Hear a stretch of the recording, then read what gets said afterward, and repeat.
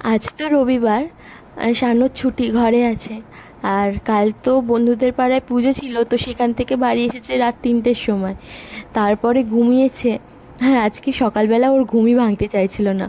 অন্যান্য সময় রবিবার আমি ঘুমিয়ে থাকি, ও উঠে পড়ে। কিন্তু আজকে আমি উঠে পড়েছি 7:30টার সময়, ওকে আমি ডেকেই যাচ্ছি, ও আর ওঠে না। তো যাই হোক, তাও অনেক ডেকে ডেকে ওই 9:30টার দিক করে উঠেছে। ওকে তুলতেই হতো, কেননা বাসি ঘরদোর পড়েছিল, ঘরদোর পরিষ্কার করে তারপর টিফিনও বানাতে হবে। রবিবার বলে কথা, সকাল সকাল তো খাবার জন্য কিছু বানাতেই হবে। তো শানুকে বললাম তাহলে একটু গোলা রুটি বানাই। অনেক দিনই গোলা রুটি খাওয়া হয়নি, আর এখন খুব একটা গোলা রুটি আমি বানাইও না। গোলা রুটির মধ্যে মানে আটার মধ্যে একটু সুজি দিয়েছিলাম। সুজিটা না অনেক দিন ধরে পড়ে রয়েছে, নষ্ট হয়ে যাবে, এবারে তিতো হয়ে যাবে। তার জন্য ভাবলাম গোলা রুটির মধ্যে একটু দিয়ে দিই আর কি। আগে তো গোলা রুটি করতেই পারতাম না, মানে যখন ওই সিলভারের চারুটাই করতাম বা প্রথম থেকে আমি গোলা রুটি করতে পারতাম না। শুধু ভেঙে যেত। তারপর থেকেই তো ননস্টিকের চারুটার মধ্যে একদম সুন্দর করে গোলা রুটি হয়, একটুও ভাঙে না, একটু লেগেও যায় না। প্রথমে তো তেল দিয়ে করছিলাম শানুর জন্য, মানে আর শানু আবার একটু বেশি করে তেল দিয়ে একটু কড়া কড়া করে ভাজা খেতে পছন্দ করে। কিন্তু এই গরমে বেশি করে তেল তো আমি দিইনি, হালকা করে তেল দিয়ে রান্না করছিলাম। কেননা দুপুরবেলা আবার খাবে, ওই তেল দিয়ে মাংস টাংস রান্না। তো তার জন্য আর কি মানে করিনি। আর এখানে হচ্ছে প্রথমে শানুর জন্য করছিলাম তেল দিয়ে, তারপরে আমার জন্য করব তেল ছাড়া। আমার আবার তেল মানে কম খাই এখন, তার জন্য। আর তার সাথে করছি লিকুইড দুধের চা। আমার আবার লিকুইড দুধের চা না হলে ভালো লাগে না খেতে, ওই গুঁড়ো দুধ দিয়ে দুধ চা একদম ভালো লাগে না। শানু রোজ রাতে দুধ খায়, কাল রাতে খায়নি না, তো তার জন্য কাল রাতে দুধটা রয়ে গেছে। ভাবলাম না আজ সকালে একটু চা বানিয়ে নিই।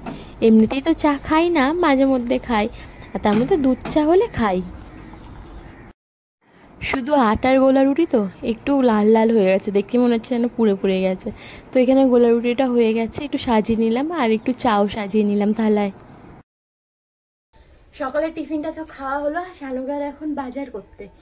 ওই চাল টাল সব নিয়ে আসবো, ও বাজার করে আনুক, ততক্ষণ হচ্ছে আমি বাসন মাজবো। সকালবেলা যে মানে টিফিন বানালাম, তো বাসন তো পড়লো, চা বানালাম, সব বাসন। তুই বাইরে কোথায় গেছিলিস? টুকটুক করে পাতকতলায় চলে গেছিলাম। তো ওই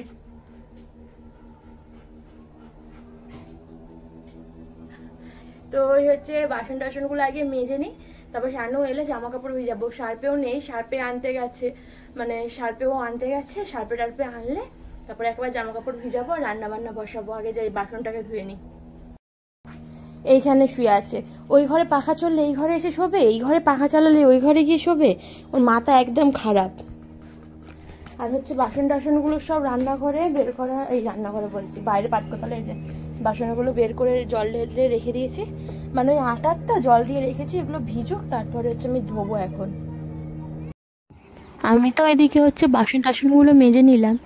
দুপুরবেলা রান্না করার পরে বাসন মাজলে না অনেকটা বাসন হয়ে যাবে, তো তার জন্যই আর কি তাড়াতাড়ি মানে এই সকালবেলা খাবার বাসনগুলো মেজে নিলাম। আর ওইদিকে শানু খেয়ে দিয়ে গেছিলো বাজার করতে, বাজার করে নিয়ে এলো। তো সেগুলোই এখন আমি ভালোভাবে ঢেলে ঢুলে রেখে দিচ্ছি আর কি।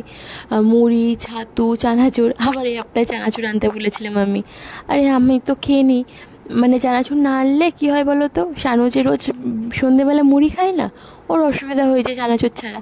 আর চানাচুর এনে রাখলে আমার আবার খেতে ইচ্ছা করে, তাতে করে আমার শরীরটা খারাপ হয়ে যায়। তো বললাম যে এই সপ্তাহে না নিয়েই আসো। এরকমই করি, এক এক সপ্তাহ করে আনি, আবার এক এক সপ্তাহ আনি না। তারপরে হচ্ছে ওইদিকে ছাতু এনেছিল, এখন ছাতু খাওয়া হয় একটু। তারপরে টমেটো, আলু, পেঁয়াজ সবই এনেছিল, ডিম। এই যে দেখো না, টাকা উপার্জন করতে কতটা সময় লাগে, আর টাকা খরচ করতে কিন্তু 1 মিনিটও সময় লাগে না। মানে ভাবলাম আর টাকা খরচ হয়ে গেল, কিন্তু উপার্জন করতে সময়ও যেমন লাগে তেমন কিন্তু কষ্টও হয়। একেবারে রান্না সব জোগাড় করে নিয়ে তারপরে রান্না বসিয়েছি। ভাতটা তো আগেই বসিয়ে দিয়েছিলাম, ভাত ওখানে ফুটছে, আর বাদ বাকি এই যে দেখো সব কিছু জোগাড় করা আছে। এখন 12টা 10 বেজে গেছে।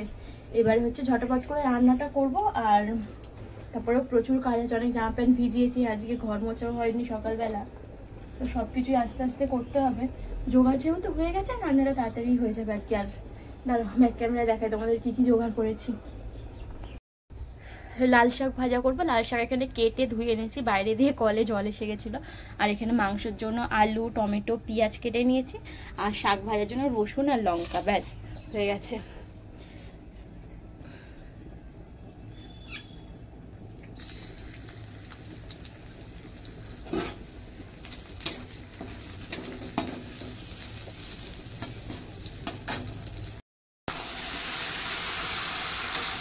এতটা শাক হয়েছে কিন্তু ভাজলে একদম কমে অল্প হয়ে যাবে। একটু জোরে দিয়ে দিলাম গ্যাসটা। শাক দিয়ে প্রচুর জল বেরায়।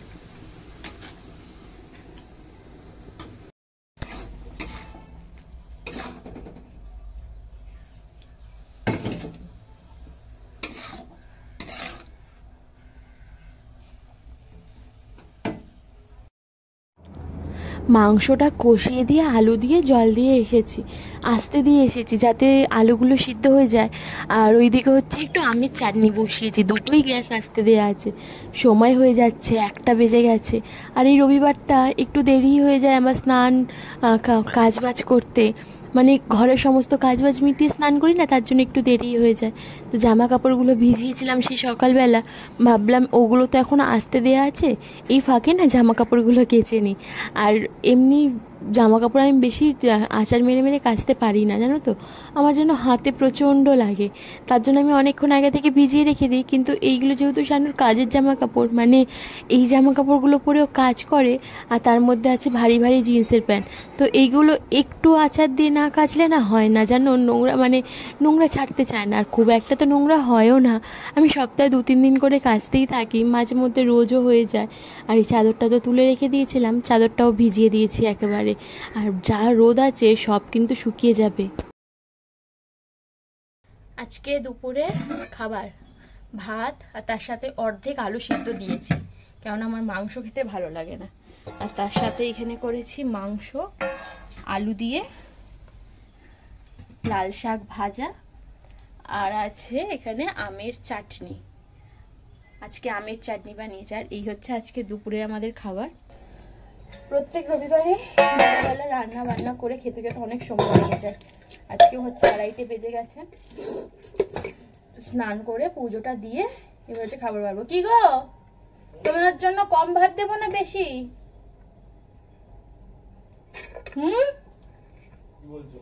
অল্প ভাত দেবো নাকি বেশি?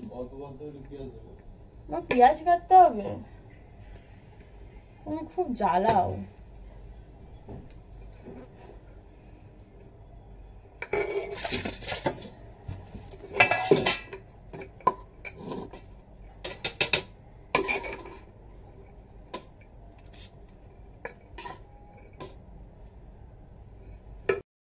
দুজনের জন্যই ভাত বাড়া হয়ে গেছে, আমার আলু সিদ্ধ আর কাঁচা লঙ্কা।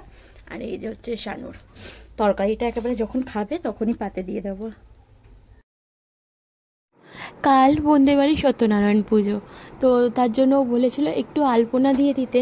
আমি খুব একটা ভালো দিতে পারি না, ওই টুকটাক একটু আধটু কাজ চলার মতন আমি সব কিছুই পারি। যেমন কাজ চলার মতো মেহেন্দি পরতে পারি, তেমন আলপনাও দিতে পারি।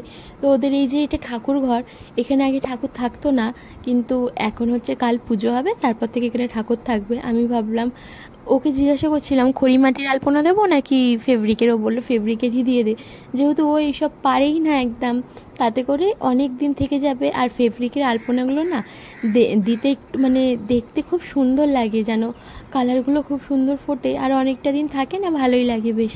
আর খড়িমাটি দিলে কি হতো, ওই যে মুছলেই উঠে যেত। আর আমি যেহেতু রাত্রে দিচ্ছিলাম, আর পরের দিনকে সকালবেলা আবার ঘর দুয়ার মোছা হবে, তো তার জন্য খড়িমাটিটা উঠে যাবে। আমি ওই কি ফেব্রিকেরই দিচ্ছিলাম, ও ফেব্রিক কিনে দিয়েছিল। আর এখানে ভিডিওটা অনেক মানে নড়ছে কেন বলো তো, আমার ভিডিও করার মতন কেউ ছিল না। আমার বোনের ছেলে বলছে দে আমাকে দে, আমি ভিডিও করে দিই। তো টুকটাক টুকটাক ভিডিও আমাকে করে দেয়। এই ভিডিওটা ওই আমাকে করে দিয়েছে। আমি ওই এক মন দিয়ে আলপনা আঁকছিলাম, আলপনা আঁকতে আঁকতে প্রায় 9:45 বাজে, তখন ঘরে এসেছি।